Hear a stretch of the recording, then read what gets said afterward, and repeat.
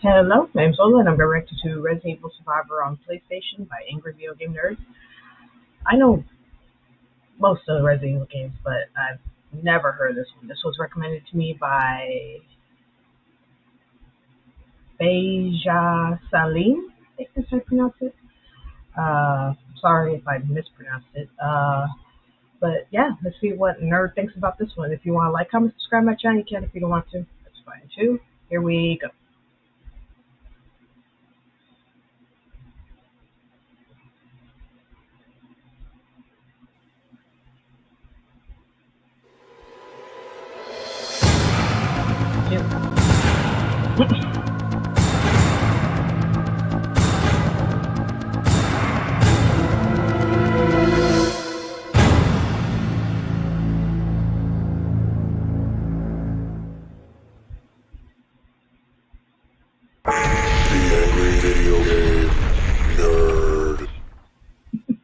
Capcom is a name that needs no introduction. In the 80s and 90s, Capcom was one of the most dominant companies in the arcade and home console market. You'd be hard-pressed to go somewhere in public and not see a Capcom machine or one of their games at somebody's house. In 1993, Capcom began development on a new game with a focus on horror. Originally conceived as a remake of the 1989 horror RPG Sweet Home for the Famicom, Capcom put Tokuro Fujiwara, the game's original director, in charge of the project. Fujiwara made his name in Capcom as the producer and sometimes director of a ton of great games such as Ghosts and Goblins, Bionic Commando, DuckTales, and Chip and Dale on the NES. Hell, he even produced almost every Mega Man game on the NES and SNES. Best of all though, he produced the classic Street Fighter 2010. Hot damn. To direct the project, Fujiwara chose Shinji Mikami, the designer of Disney's Aladdin and Goof Troop on the Super Nintendo. Yeah, no joke. Who would have thought that the designer of Goof Troop would go on to create one of the most iconic horror series ever made? In '96, Resident Evil came out. The game revolutionized the horror gaming genre, even going as far as coining the term survival horror. The series is still going strong today, spawning a shit ton of sequels, as well as a movie that also spawned a shit ton of sequels. But today, I want to focus mainly on the PlayStation 1 era of Resident Evil.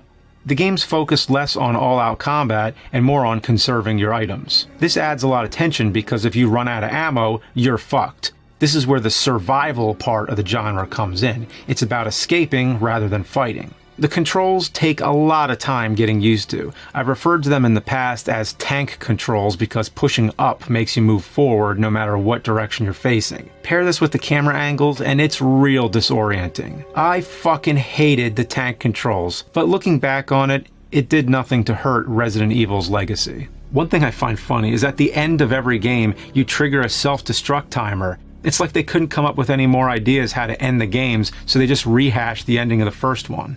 After making the first 3 games for the PlayStation, Capcom set its eyes on the new systems that were on the horizon. From here on out, Resident Evil was going next gen. Except for one last game on the PlayStation, Resident Evil Survivor.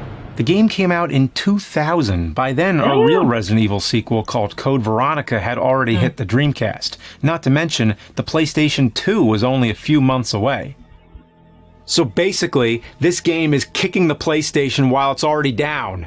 Mainly in the balls. This game is... Hear that? Little freak. What was that? That's from the original Resident Evil. That live action cutscene. Hey, who are you guys? Then why are you in my yard? Hello? Hello? Oh, that's so funny. Hello? Hey! Come here! Oh, I love his reaction.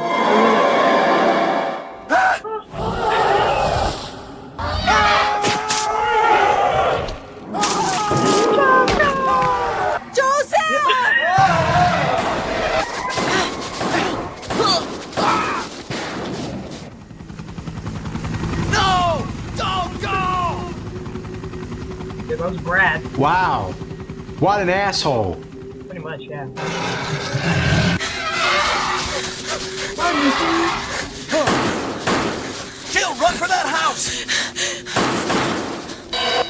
Yeah, fuck that. I'm going home.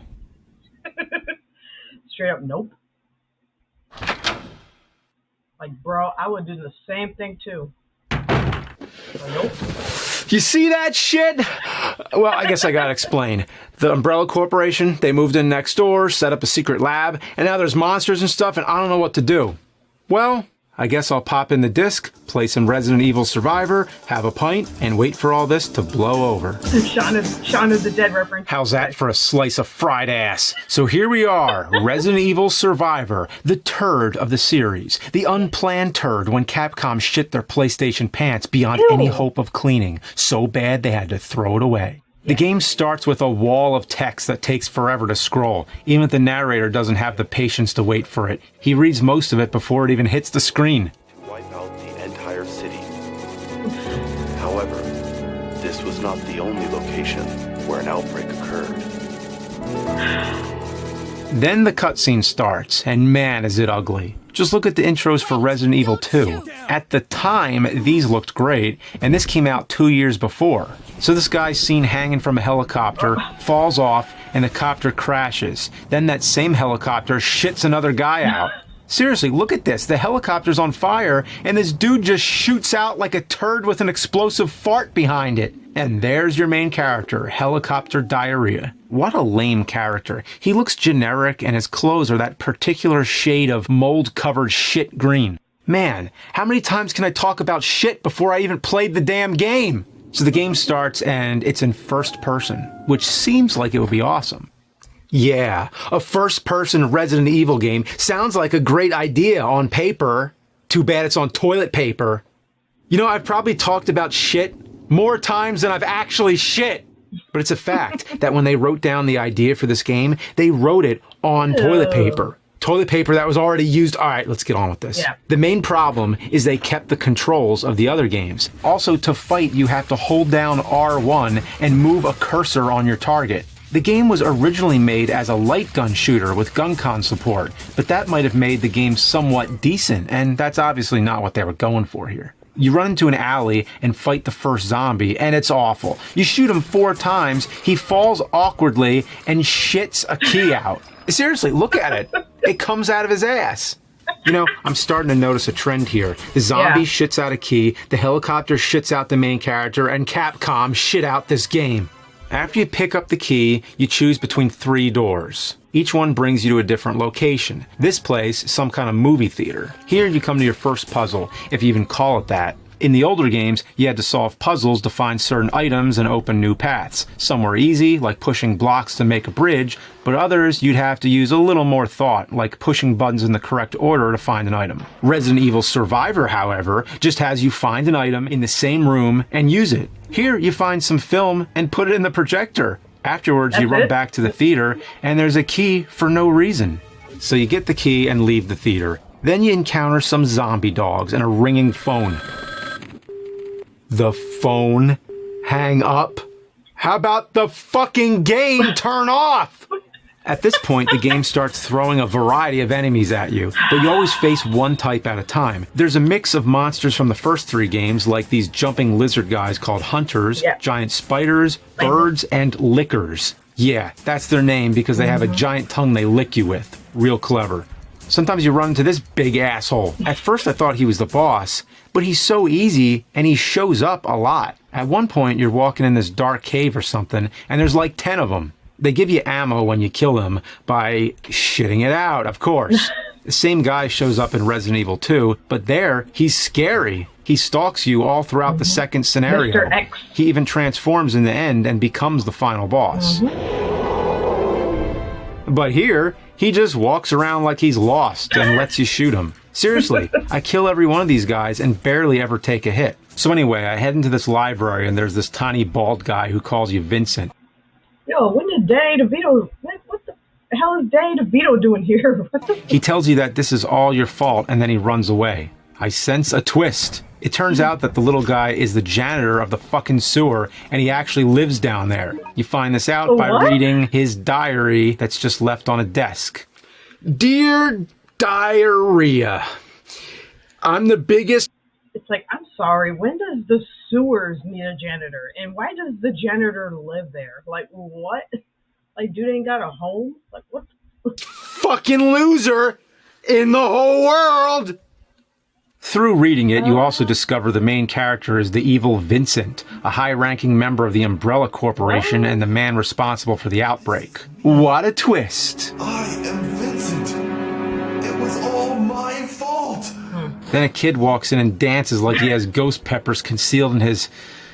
you know where. The character animation in this game is laughable. They all look like they're doing the robot. Even the zombies are animated like shit. When you kill them, they fall like a sack of bricks.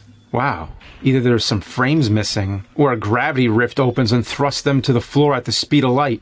It's hard to believe, but the voice acting is the worst of any Resident Evil. I know people joke about the first one. What is this? Yeah. Wow. What a mansion. That was too close. You were almost Almost a a Jill Jill sandwich. You're right. Everything was plotted from the start by Umbrella. Enrico! Enrico! But listen to this. Oh, can you hear me? Who are you? What are you doing?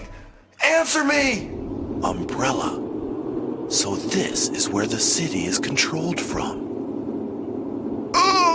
There's a prison area with a was bunch that? of naked zombies everywhere. Of course, you find a bunch more diarrhea. This one's from a prisoner that says he was abducted by the Men in Black. Oh, does that mean Will Smith and Tommy Lee Jones work for Umbrella too? I know, After right? the prison, you go into this office building and get to see probably the funniest cutscene in any game ever. It starts off with a voice message from Vincent's mom.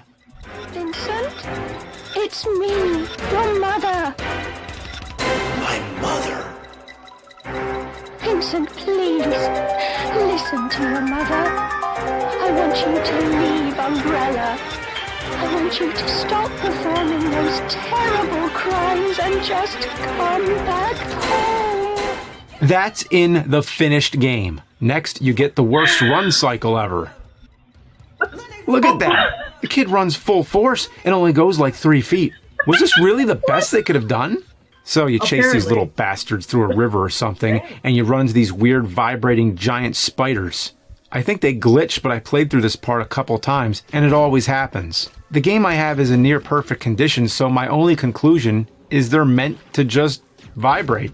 After that, you get to the kid's house. There's some items here, including herbs. I forgot to mention that herbs are the method of healing in the Resident Evil series. The programmers of this game should have smoked less herbs.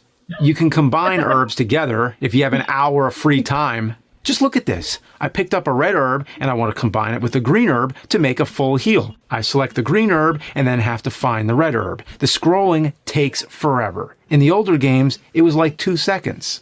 Also, I feel the Resident Evil way of using items was always weird. First, you find an item and check it, and then it asks if you want the item. Well, considering I went to pick it up, I'd say I fucking want it. Imagine if that's how it worked in real life.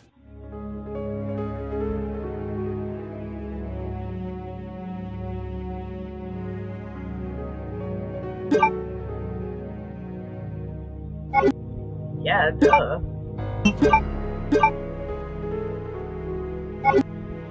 Where the fuck did my beard go?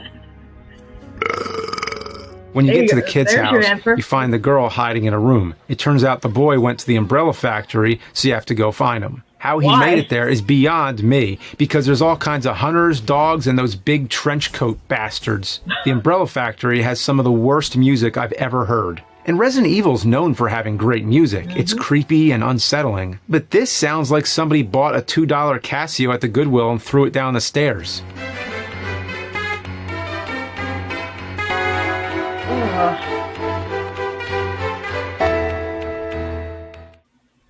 Yeah. How were they okay with this?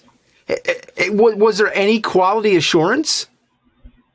So after running through a ton more monsters, you find the kid. He's being attacked by a hunter monster, so you shoot it. And now the kid loves you.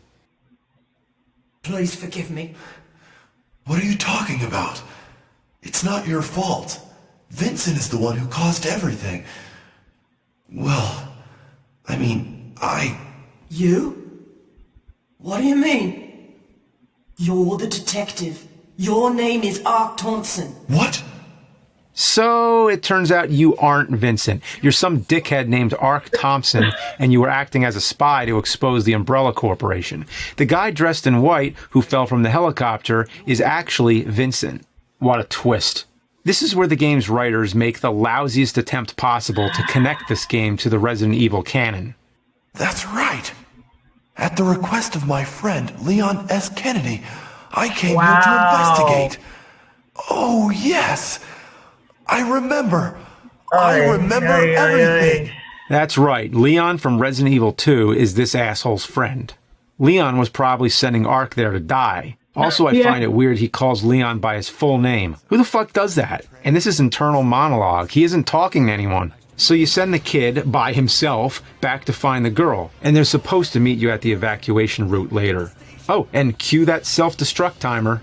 Yeah. The self-destruction system has been activated. Now, I've only been playing about an hour, and I'm at the end of the game already. Compared to the other Resident Evil games, this one is easy as fuck. This is my first time playing through, and I'm about to beat it. Sure, I've died a couple times, but this game has continues instead of ink ribbons like in the other games. I guess that's one good thing about it. The only good thing. Anyway, the last area is the same as the rest. Find an item, open a door, and run through. This time, however, the weird sewer janitor comes to kill you, because he still thinks you're Vincent.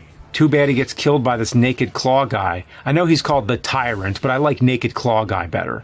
Like every other thing in this game, he's easy. He runs around swiping at the air until he dies. Lame. Or does he? On to the next room, where the two kids are somehow already at the evacuation train waving. So let me get this straight. This kid has time to run all the way back to the house, get his sister, run all the way to the factory, and find the train all before you do. And plus, there's monsters all over. Either these kids are really badass or Ark Thompson is a huge pussy. I'll let you decide, because I already have. To move the train, you have to run and hit a switch that's right next to it. This game just keeps going halfway with its puzzles. Why even have them? This is yet another fetch quest on the large dung heap of other fetch quests throughout the game. So you run to one end of the room, then run to the door and get to a helipad. But watch out, the Naked Claw guy from before is crouched on a rooftop like fucking Batman just waiting for you. He jumps down and the final boss fight begins. All he does is run around with his mouth open and swings at you. It's terrifying. Oh, sorry, I meant embarrassing. As long as you keep walking backwards and shooting, he can't hit you. What a joke! Shoot him enough times and his shoulder eyeball grows or something, and then he gets bigger. So now it's the final battle, which isn't much different from the first final battle. You run around, shoot him, he dies, or does he? You get on the helicopter, everything seems good, and you fly away. The end. Or is it? No, the monster somehow gets to your helicopter after you fly 1,000 feet up and the entire fucking island explodes. It makes no sense, but what happens next makes even less sense. So you shoot him with a missile, and then shoot a missile into the other missile, and now he's dead. The helicopter does the most awkward flyby, and the game ends. Or does it? No, it does, for real this time. There's the credits. Oh, and to answer my question from earlier, according to the credits, there was no quality assurance. No game testers at all. And that means no one checked this game before it came out. What a surprise. Yeah. After beating it, you have the option to save the guns you found during your playthrough for another run. There are different story segments depending on the route you take, but I give 2 less shits than I did before. All it changes is who gets killed by the Naked Claw guy. So I guess it's an attempt at adding replay value. Replay value. But is it replay value if you never want to replay it ever again? So if you have an hour and a half to spare and don't value your time on Earth at all, then you can run through it a second time. But me, I'd rather huff the anal exhaust from an elephant. Damn. Self-destruct sequence has been activated. Uh-oh. Repeat, the self-destruct sequence has been activated. This sequence may not be aborted. All employees proceed. Time to get the freak out, those man. assholes must have triggered my neighbor's self-destruct system. I gotta get out of here before everything explodes! Yeah, get 5 minutes until detonation. freak out! Got 5 minutes, dude. All employees proceed to the bottom platform. What the?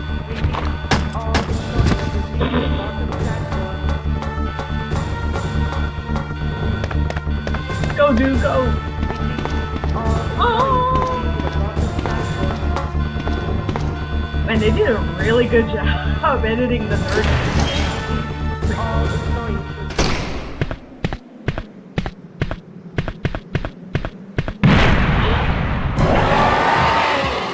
Oh, crap. The pirate.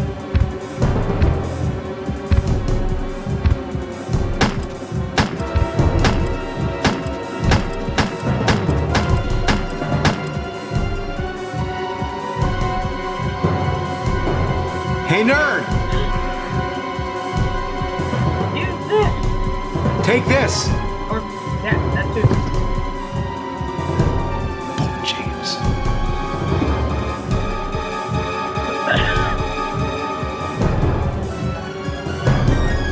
Yes, I want to fucking take it! Jeez, make it. Lights out, bitch!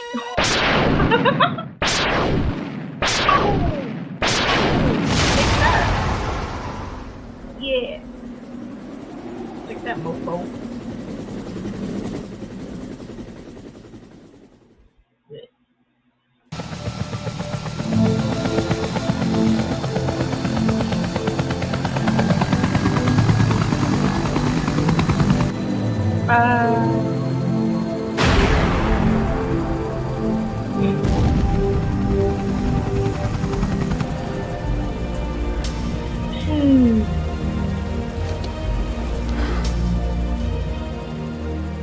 Oh, good. You made it out too. Well, thanks for destroying my fucking house! He gonna smile at you. You fucks. Yeah. Chris Redfield. Yeah. Also known as Too Much Hair Jill Gel. Valentine. Barry Burton. Rebecca Chambers. Albert Wesker. Who wears his sunglasses at night? A nerd.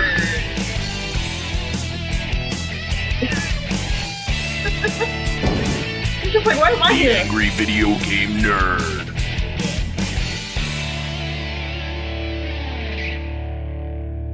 Yeah, he was pretty much just like, man, why am I here? What the freak? Yeah, that was really good. Yeah, I kind of wish that a nerd would cover more Resident Evil games. You know, like the original Resident Evil 2, 3. But then again, I mean, those aren't terrible games. You know, but this one is. This one sucked. Like, ugh. But of course, you know, give it, you know, about 20 years, and you know they'll perfect the you know, the first person shooter in, you know, Resident Evil, you know. Not until, you know, Resident Evil 7, you know. Because Resident Evil 6 sucked. Like, ugh. I honestly can't tell you which one's worse. Either this one or Resident Evil 6. Honestly, yeah, Resident Evil 6 sucked. Like, man, it was garbage. Like, man, it didn't even feel like a, you know, like a horror game. Like, what the freak? It's like they forgot, like, what made Resident Evil so good and such a classic, you know? It's like, why? Why do that? Why do that change? Like, and yeah, you know, glad they made Resident Evil 7 and 8. Even 8 was pretty good, okay, you know? Yeah. Yeah, Resident Evil Survivor, like, yeah, it looked more like it would be okay if it was an arcade game, but for a game to be put on the PlayStation, like, nah, man. Nah. Anyway, yeah, that's it. That's my reaction to Resident Evil Survivor on PlayStation by Angry Video Game Nerd. Everyone take care of yourselves and each other, and I'll see you in the next one.